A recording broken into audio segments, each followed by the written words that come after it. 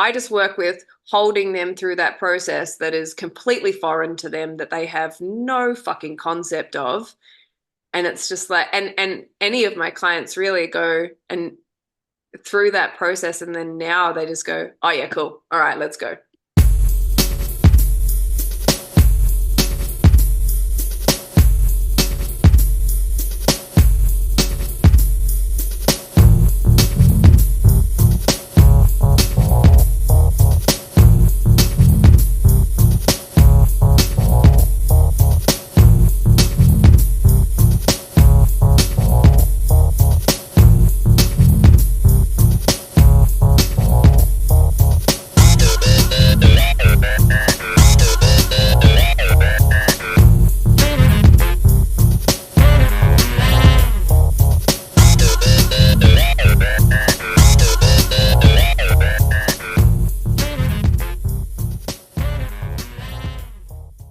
Welcome to Super Normalized, the podcast where we challenge the conventional, break boundaries, and normalize the seemingly supernatural.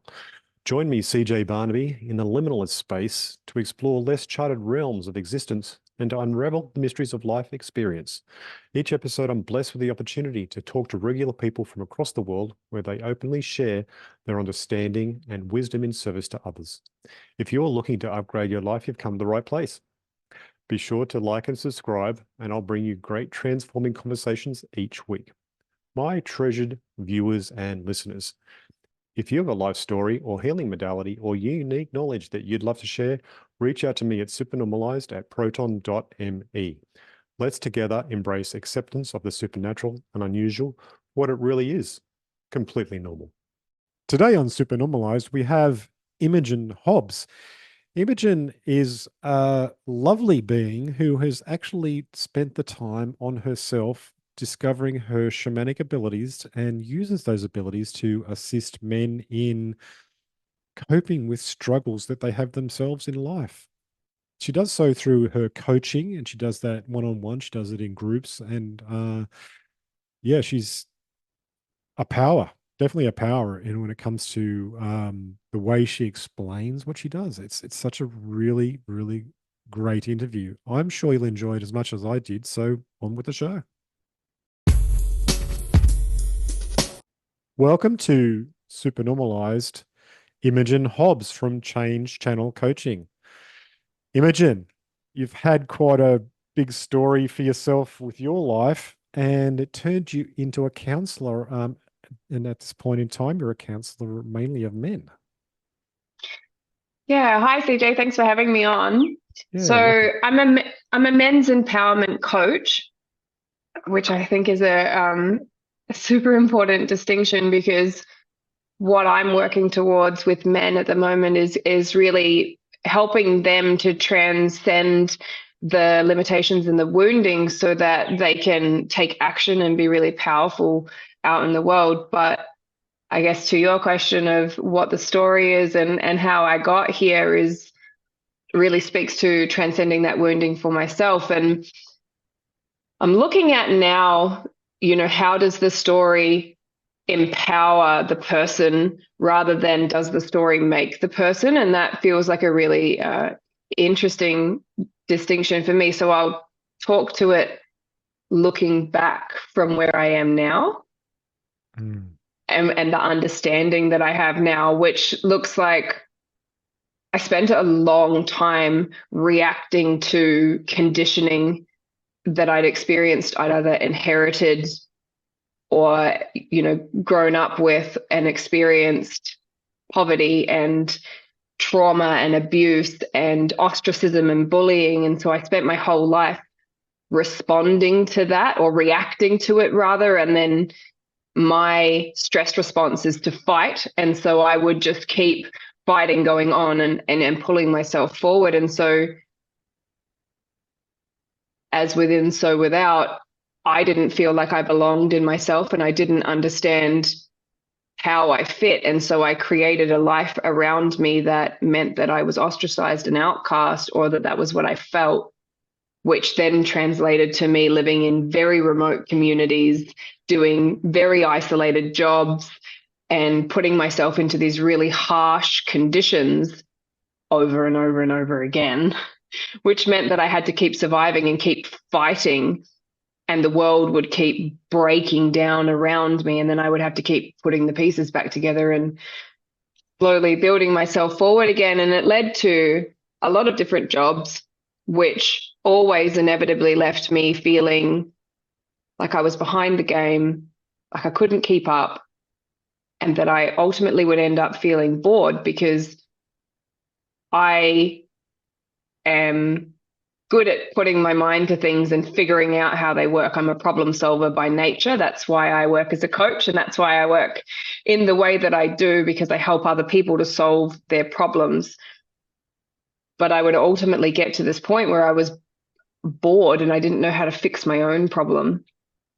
And then a redundancy and a series of other events that happened within 3 weeks of each other led to my life breaking down and me realizing that I really needed to find out, or choosing rather, that I really needed to find out what my passion was, which led me down a long road of self-discovery and self-healing and some trainings that I never thought that I would end up in or be attracted to. And that led me to opening up to my own spirituality, which I'd had quite an aversion to throughout my life, or an aversion to the spiritual community and what that, the spiritual community. The crystal liquors. The crystal liquors, yep. I was being wary of my language. But yes, and a fierce aversion to crushed velvet. And that whole everything that entailed. And so spirituality had always been far away from me, but I was always intuitive and I'd always shunned that. So it's been a real awakening for myself, and then this reconciliation of what does it look like to operate in a spiritual capacity that doesn't have to fit under the spiritual umbrella, because by nature I'm very practical, I'm very effective and efficient, and that whole love, light, and rainbows thing just doesn't work for me. But how do we understand ourselves to be able to operate in that spiritual nature that is true to us? And then my primary target avatar at the moment is tradies and miners. And so it's complex in that, how do we break through into that community and to those men and not be terrifying to them by saying I'm spiritual and I practice in a spiritual way. But I work with ancestral trauma and understanding, like what we've been preconditioned with, so that we can clear all of that out. And so it's now there's like this whole other complexity with it coming through of, how do I practice in a spiritual way that is true to my nature with people who have an aversion to that, which is me bringing out, like that piece of myself and being mirrored back in my clients. But That yeah. must be quite a task to do that. I mean, how do we bridge that? How do you bridge that gap by communicating to people that aren't ready for this sort of stuff? Because I mean, for a lot of people, as soon as they hear stuff like this, they shut down, right? Because they're like, that's bloody weird stuff. You know what I mean? Yeah. Yeah, definitely. And men will run for the hills as well when you start to, like often they're like, nah, not spiritual girls, get them away. Yeah, nah. Yeah. So, and I get it because that was me. I would run too. Yeah. But so in that, I would speak to, as we have those conversations and as we have those like discovery calls, and I get a feel for what it is that they're struggling with, I would reflect it back to them in their patterns that are showing up in their life. So it starts to get them in a place where they understand how it's showing up in their life. They can relate to that. And then I start to pull it back to, well, what did your parents experience?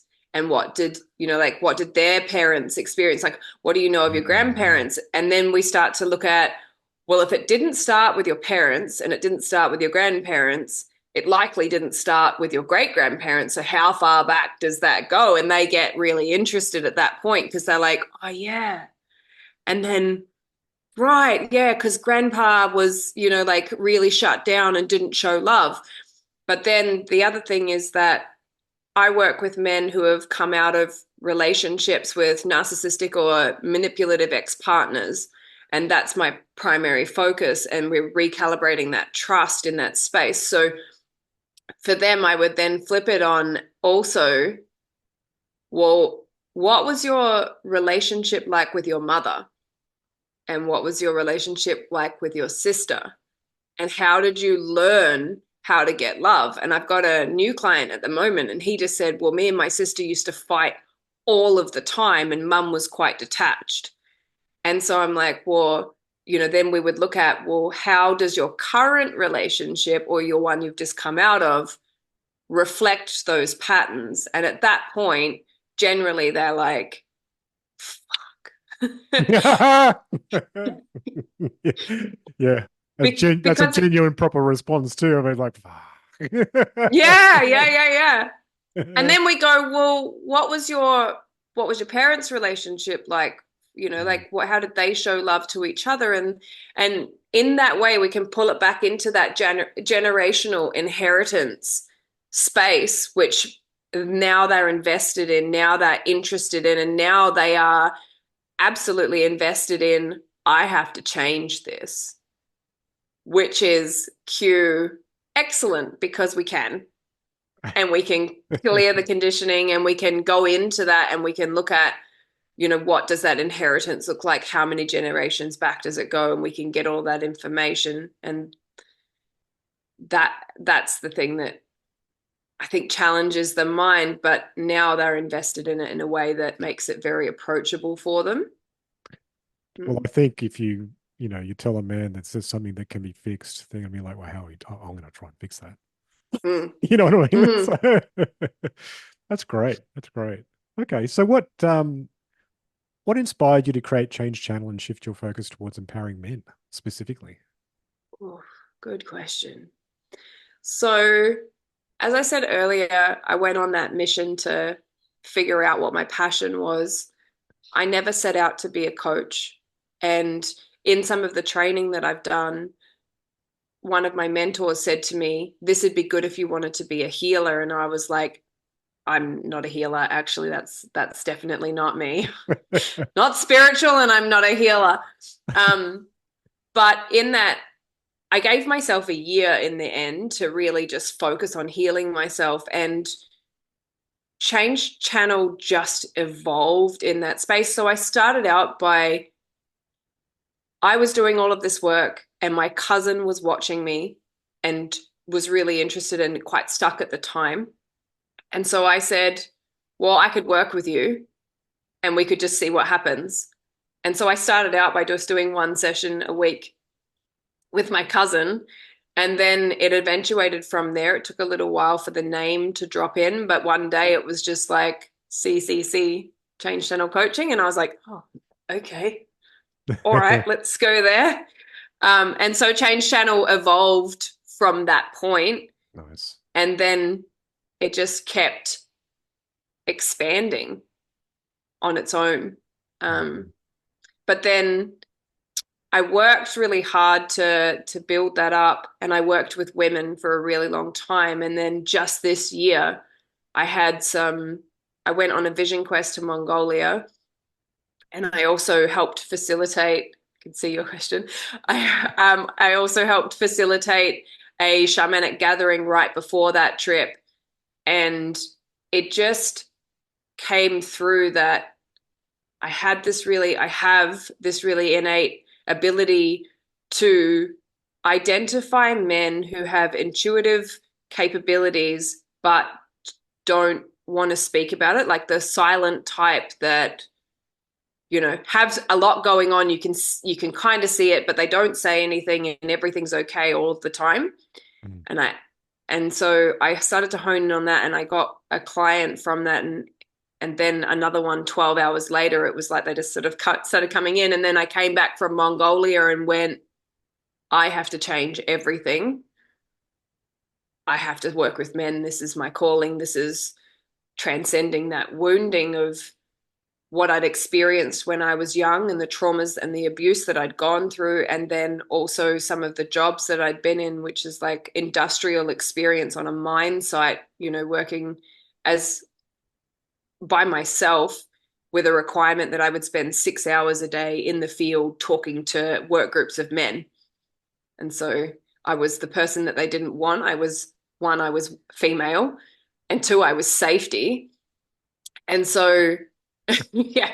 So They I hated spent, you. I hated me, yeah, without ever knowing me. And they had this preconceived idea. And so over 3 years, I gained the trust of a lot of them. And then I became the person that they would talk to about the breakdowns in their relationships and their struggles and the things that they were suffering with, and how they were struggling with their partners and things like that. And after Mongolia, I just went, oh my God, like it, all of a sudden, so many parts of my life and these, things that I'd fought my way through clicked into place, and I could see why they'd happened and what they'd set me up for. And so that's how I ended up working with men. Wow, that's cool. And you went Mm. you went to Mongolia with Heather. I did go to Mongolia with Heather. Yeah. Awesome. I wanted to do that too, but didn't come around that way. So yeah, very cool. Mm. Yeah, yeah. So what initially drew you to shamanic practices? Because I mean, like you were saying before, not a spiritual person at all, and all of a sudden this stuff starts appearing around you in your life. Was there something that prompted that? Yep. A very dramatic relationship breakdown led me to working with, as we just spoke about, Heather, um, as my coach and as my healer to, recover from that. And I worked with her for about a year. And then I went into this massive redundancy breakdown, life fall apart piece. And in that year of healing, I went to one of her trainings at the start of the year.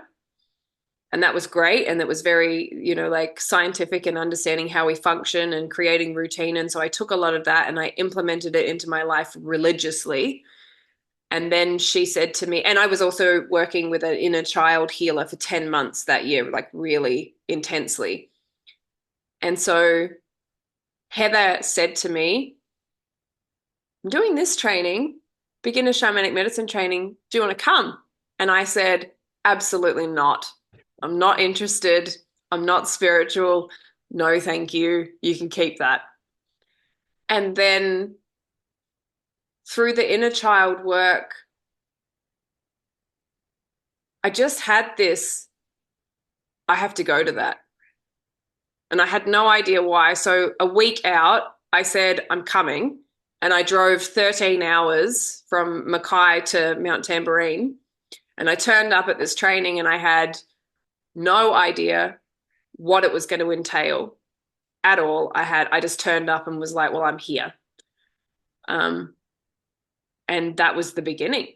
And then I came away from that intensive 2 day training and I went home and I practiced every single day for a month religiously.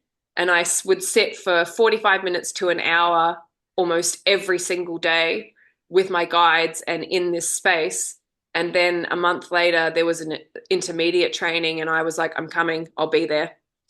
And so I did the drive again, and I turned up, and I was like, and that was the one where she said, if you're going to be a healer, this is a really good training for that. And I was like, no, this is just personal use only, but I need to know more. So, So you were dragged into it by something, but yeah, it was driving you. That's very cool. mm, Mm. yeah. Can you describe a pivotal moment of or experience during your training that significantly impacted your understanding of shamanism?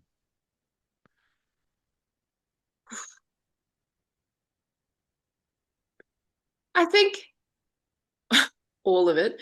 Um, And for me, the way that the information was delivered as well. So I never set out for shamanism per se, but the way that that training is run and what the way that Heather delivers that information is so practical and pragmatic and grounded that it didn't feel spiritual.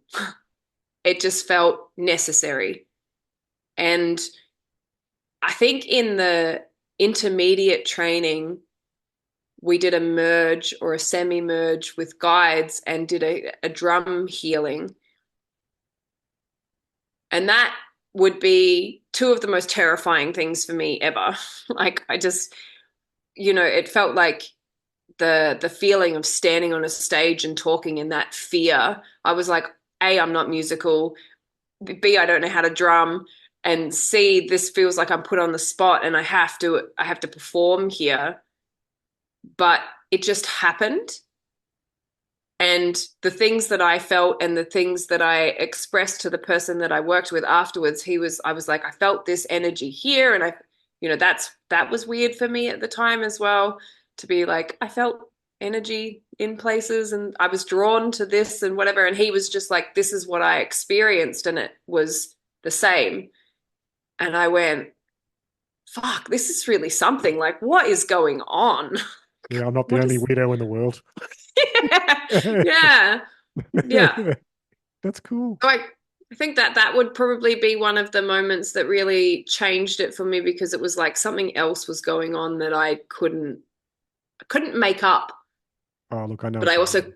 couldn't understand. Mm. Yeah, yeah, yeah. When I did my practice, my learnings with Heather, we were going through getting all our guides and everything. Went to the upper world for me, and she said, "You don't know who your upper world, main being is going to be," and I was like, "Oh yeah, okay, whatever. We'll see what happens." And I got mine, and I was like, "No, I can't have this. This is not right. It's just totally weird." And I pulled out a big like fire hose and hosed them away with, intense white light, and they just sort of faded away, and then they came back again, and I was like, "Okay." And then Yeah. later on, I went and looked up who that person represents, and I was like, "Oh my God, that's actually God." Yeah. It's like, whoa, that's a face of God. It like in an obvious way, and I was like, wow, Mm. wow, that's cool. Yeah. Yeah. It makes it really, like there's so many people that I've seen people come back and they're like, I think Jesus is on my team. Is that I Yeah, think I have Jesus on my team now. I'm not religious. Like, what is I that? know, but that's what happens, right? Because it's like it's not what you expect at all, you know. Mm-mm. Mm. No, and it's all Yeah, the energy. Yeah. yeah, yeah. In what ways do you integrate your shamanic practices into your coaching at Change Channel, and how do they benefit the men you work with? Good question. So I function in a way that is, I coach through lived experience. So I understand how it works for other people because I've done it on myself. So I practice, and my practice has evolved exponentially over the time that I've been since I first did that training. But I practice these things and I'm working on clearing out the ancestral line for myself. And I sit with my guides on a regular basis, and I do a lot of work in that way. And so when I'm working with the men that I work with at the moment, we look at what's showing up, where is it showing up, and then I'll put them into a space of, just shut down your eyes and breathe, and we just bring them into their body, and then I just walk them through a process of, this is going to feel strange. And I want you to say like the first thing that comes to mind. And it doesn't need to be rational and you don't need to understand it. But, like if you were thinking about this, how many generations back does it go? And they would be like 14.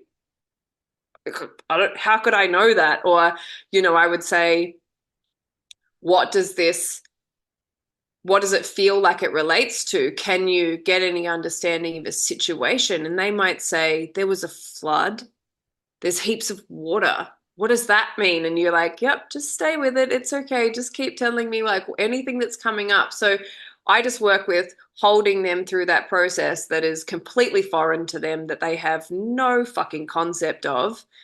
And it's just like, and any of my clients really go and through that process, and then now they just go, oh yeah, cool, all right, let's go, like.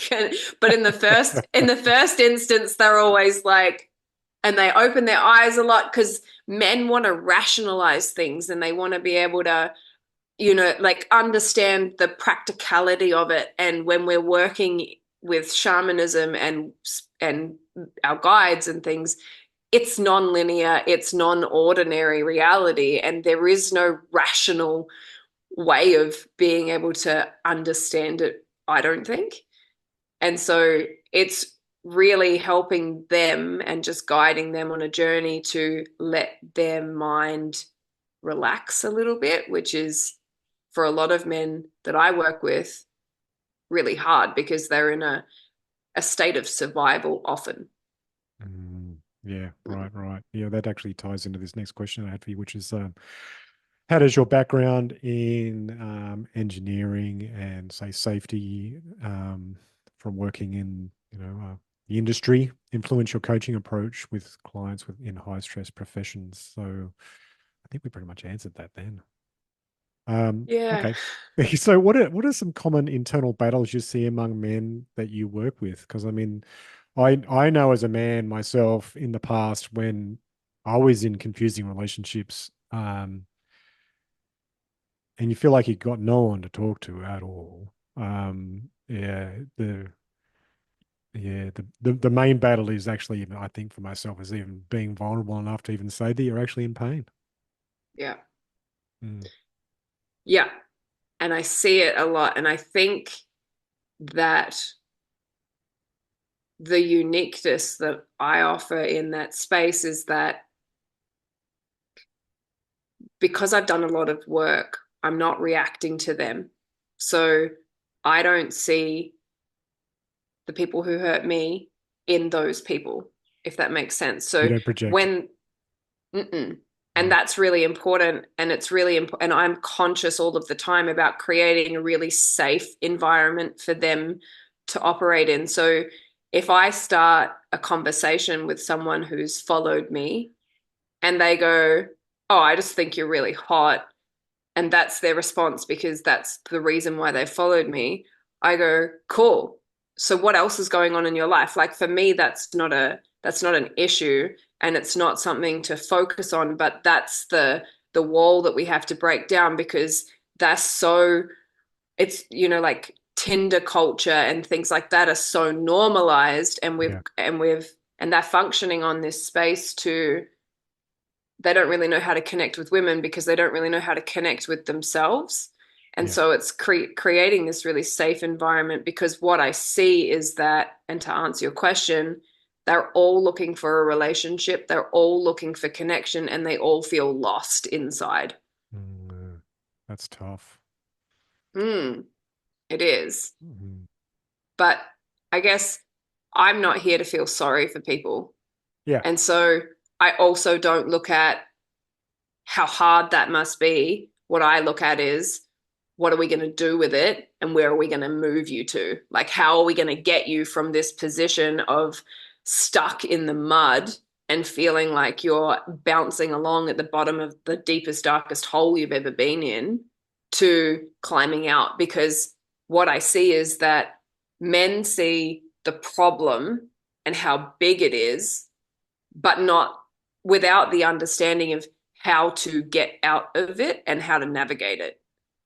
And so what I offer is the perspective and the safety, because I don't believe that all healing for men needs to happen with men to men, because I think and I believe that the original safe space for men is with women, because men were birthed from women. And if we look at, rites of passage and things like that, often men were with the mother until they were 7, and then they were taken away with the men to learn how to fight and go through that rite of passage. And so we've lost that completely, and there is no rite of passage for men, but also there is no safety in women anymore, and relationships are all confuckled. And so I want to help them to recalibrate that understanding of how to connect with themselves, but also how to have really respectful interaction with the opposite sex, so that then when they're out there in the world, that's what they're looking for and that's what they're recreating. Mm. Yeah, that'll actually change their attraction profile as well. So they'll actually attract more healthy relationships as well. This is what we want. Yes. In your view, what role does emotional resilience play in achieving personal success? Everything. What I'm working with is creating emotional independence, Okay. which is emotional resilience for sure. And the reason I call it emotional independence, or the reason why I want to target that in particular, is because a lot of us are reacting to or creating a space where we are anchoring our emotions in someone else and making them responsible for it. So that would look like, I'm not happy, so I need to go and find a partner, then that'll make me happy and I'll be able to find happiness, which means that now I've made this person responsible for my happiness. So if that person's having a bad day, then I'm having a really bad day. But we're out there in the world creating these relationships where we're making other people responsible for our emotions all of the time. And what I see in men is that they don't understand how to love themselves. They don't understand how to recalibrate the feminine aspect of themselves. And so they're constantly anchoring that in other people, which throws everyone into chaos because it's outsourcing and it's no accountability. So what we're working on is creating emotional independence, which is, this is my emotion. This is how I am fulfilling that and how I am topping myself up and holding myself or nurturing myself through that need, so that then my interaction with these people is whole and from a place of stability, and they can't change my state of being or make me anything because I'm not outsourcing that emotion. I think we've all probably been, in that awful pattern in the past ourselves, where we've all done that, outsourced all of our joy and happiness to somebody else, and it never worked out well. No, it Uh, didn't. And yes, we have. Yep, for sure. Mm. Can you describe a particularly impactful moment that you've experienced while guiding someone through their challenges without doxing them? Yep. I've had a few. Um, I've had quite a few actually, but the one that stands out the most would be, um, I have a female client that I've been working with, and in her second session, she's trying to buy a house, and we realized that the outlook for the house that she was trying to buy was conditioning from her parents. So we stripped that back and we went, well, what is it that you actually want? And it was a totally different thing. So we wrote that down. What exactly was what she was looking for? A week later, the house of her dreams jumped on the market. A week later, it went unconditional and she'd bought it. Wow. Hmm. Everything clicked into place because she was actually attuned to what she wanted. Yeah, yeah. And we just, it was just this moment of, and we're all doing it. It's that product of your conditioning. We're all just functioning in that reactive state constantly. And so it was like, okay, well, hang on a minute. Let's just put on the brakes and redefine what this is and actually acknowledge what it is that you want. And then that you automatically came into her realm. And it wasn't just that, it was like, it went on the market. We did a whole bunch of processes to make sure that, like, changing the language around it being hers and it going through, and she reached out, and it just was this really beautiful, you know intuitive process that unfolded, that meant that she got selected because she wrote them a letter and all sorts of things, like, got approved or um, accepted. The offer got accepted through this process that we were navigating that was just like, wow, this is only 5 weeks into us working together and you just bought a house. Like, that's pretty outstanding. Yeah, that's amazing. Amazing. Hmm. We were talking before about the struggles that men go through, and you were saying that the one of the major things that men are looking for is connection and relationship. Is there any commonality to the struggles that they go through that you've seen? Because you've probably seen a lot of people by now, and you can go, okay, so most people are doing this, this, and this. You know what I mean? So what are you seeing out there that's the main thing that's actually happening to the men in society nowadays? Yeah, it really comes back to conditioning, I think. So it's the low self-worth, it's the thought, one of the most common threads actually would be the thought pattern that says there's other people out there that are worse off than me, so I'll keep quiet. And we can't fix anything if we don't know that it exists. But also, we're each in our own reality and our own experience, and what anyone else is going through is none of your business and it's not your responsibility. And so we're looking at how do we start to open that space so that men are safe to come out and say, I'm not okay.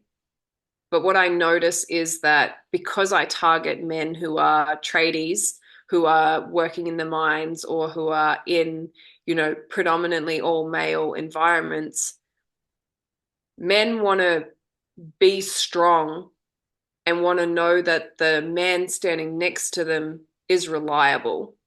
And so if they open their mouth and say, I'm not okay, or have a breakdown, it puts a rift or a fracture in the trust of the work group because of the way that men function, like it's that warrior mindset that we don't actively notice that we're operating in.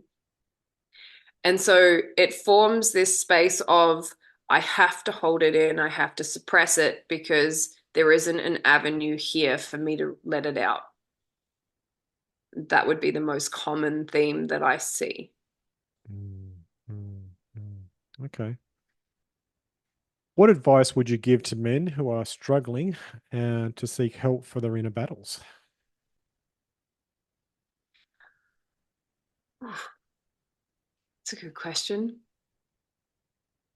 What advice would I give to men who are struggling and need help to get through their inner battles? Is that your question?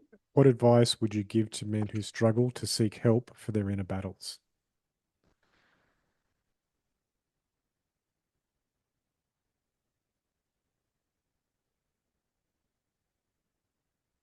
Take a moment to look at what it is that you want to create in the world. What is the dream that you're scared to dream? And write it down. And then write down 3 steps. Break it down into 3 steps that would make it achievable or that you could action. Because what I see is that there's no hope. There's a lot of hopelessness. And there's a lot of the problem's too big and I can't navigate my way out of it. So if we anchor into a why, then we start moving towards that why, the problem will shift and everything will start to change. But when we're in that hopelessness, and for a lot of the men that I work with, they've been repressed, they've been shut down, as I said, like narcissistic or manipulative ex-partners, they've been gaslit, they've struggled and they don't feel worthy. And so the dreams are so far repressed that we dare not dream them. And there's no point. So just pick something that you really want to achieve in your life or that you really want to create, and write it down, get it on paper, and then create, 3 steps to make it happen. And if those 3 steps aren't achievable, break those 3 steps down into 3 more steps each and keep breaking it down until you can action just one of those things. We want tiny, tiny, tiny action steps so that we can take them. Because if we have a big action or a big dream, it's the same as a big problem. We don't know how to tackle it. We don't know what to do with it. So just keep breaking it down until you've got something that you can just do easily. That would be my That's a great answer. best. Love And it. get support Mm, would mm. be the other big thing. Absolutely. Absolutely. How do you measure success when you're working with individuals seeking transformation? That's a great question. I think that it depends on the client. For some of them, it looks like the aha moments that happen. For some of them, it is just the feeling that they walk out of. So, just today I had my first session with a new client who's a fitter. He works on a mine site, and the hopelessness, the lost, the feeling like a loser, those things are really high for him at the moment. And he came into that coaching session going, I just don't want to fucking feel like this anymore. I'm so done. And he walked out of that first session going, I feel good. I feel like I can do this. And I was like, that is That's a exceptional, win. right? That's a win. Yeah. So I think that those responses, that feedback that says, or the ones that come to me, that come through and say, I'm struggling with this. And I go, well, this is how it's reflecting in you, and this is your responsibility piece, and this is your accountability to deal with this part. And they go, fuck. That also to me Is a win. is an exceptional win, because if it's uncomfortable, if it's really difficult to look at, that means that we've pulled out something really big, which means that now that they've seen it, they cannot unsee it, which means they have to work through it, Yes. which means that we'll have epic proportions of transformation. Yeah, that's awesome. Yeah. Mm. Yeah. Obviously, this work is changing you. What changes have you noticed in yourself since starting on this journey and helping others? Who was the Imogen before in comparison to the Imogen now? Yeah, And an entirely different person. right. Yeah, 100%. I was hot-headed, reactive, impulsive, and heavily in the masculine, which is that survival state. Hmm. And now I am sitting in a place where I am thoughtful, I am very patient, I am getting the confidence level of how I speak and what I say, and trusting and believing in what it is that I have to offer, and creating structure for myself to function in so that I can allow the feminine to come through, so that I can sit and hold that really beautiful feminine space and not feel conflicted by it, or like I have to be strong and I have to be assertive. It's learning to not be competitive and to be compassionate. And I actually just had my mum here for 2 weeks stay with me, and she lives in New Zealand, and she just went, it's remarkable the change. It's happened so quickly, but it's just this like entirely different person Wow. for sure. Yeah. Do you like yourself more now? I think that the difference is that I love myself now and I didn't then. But you didn't know Mm. you didn't, or I didn't know I didn't. I didn't have the information. I didn't have the tools. I didn't have the concepts that I have, or the understanding that I have now. So I was rejecting myself on a regular basis, but I didn't, and I was creating a life that was consistently, self-rejection, but I didn't understand that that's what that was. And now I understand all of those things, but I'm also doing things in a much more comfortable and compassionate way for myself. So I guess the only example, or the best example for that would be, I was like, previously I didn't feel like I belonged anywhere. I felt outcast, could never quite find where I fit. And so I worked out a lot to control what my body fit into, because that was my way of being able to, control my environment or the way that I fit.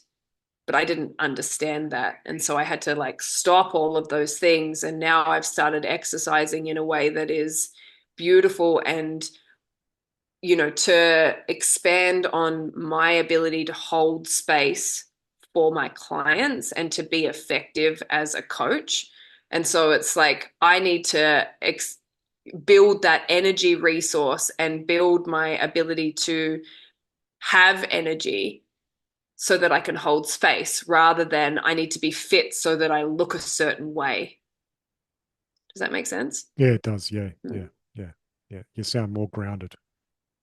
Yeah, yeah, I am grounded. I think that might be the distinction for sure.